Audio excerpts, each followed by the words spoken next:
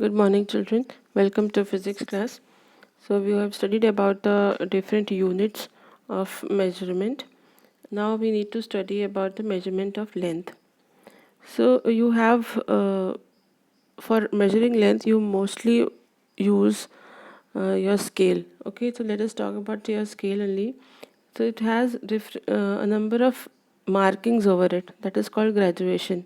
Okay, any instrument that you use for measurement of anything that has graduations, a watch that is also has some marks on it, or a thermometer, it also has some marks on it.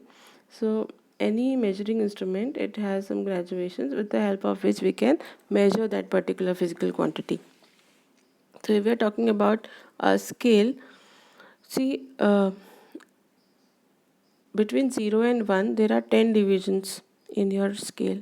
Okay, so what you can measure, the value when you are measuring, you can either measure 1.1 or 1.2, only up to one decimal place you can measure. Okay, if I tell you to measure 1.23 or draw a line of 1.23 centimeter, will you be able to do it?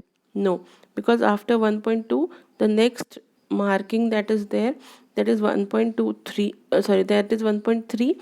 So you can either draw a line of 1.2 centimeter or 1.3 centimeter, but not of 1.23 or 1.25 centimeter, right? That means your scale cannot measure up to two decimal places. Okay, so for smaller, so the smallest quantity that it can measure, that is 0.1 centimeter, right? The first division that is there on your scale, that can measure 0.1 centimeter. Okay, so this is the least count of your scale. What is least count? It is the smallest measurement that can be done with the help of a measuring instrument. Okay, so we have two instruments for measurement of smaller values of length. They are vernier calipers and screw gauge.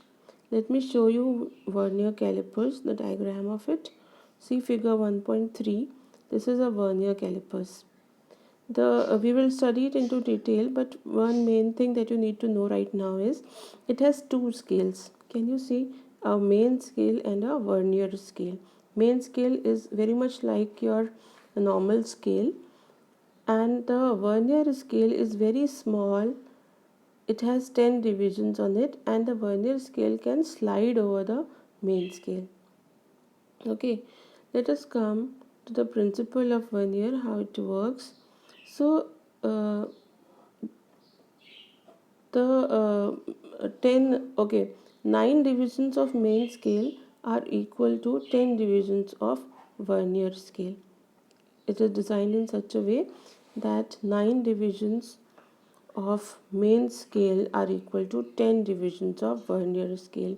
Or you can say, you can read here the second paragraph, second line. The graduation on the vernier scale is such that the length of n divisions on vernier scale is equal to the length of n minus 1 divisions of main scale. That is what I am saying. Normally what happens, 10 divisions of vernier scale is equal to 9 divisions of main scale. Okay, so how do we calculate the least count? The formula of a least count is also known as the vernier constant.